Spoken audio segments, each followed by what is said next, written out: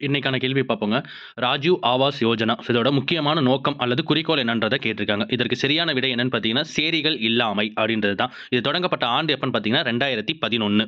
அடுத்த கேள்வி பார்க்கலாங்க. 14வது நிதிக்குழுவின் தலைவர் யாருன்னு கேட்டிருக்கிறாங்க. இதற்கு சரியான விடை என்னன்னு பார்த்தீங்கன்னா, ஒய்.வி. ரெட்டி.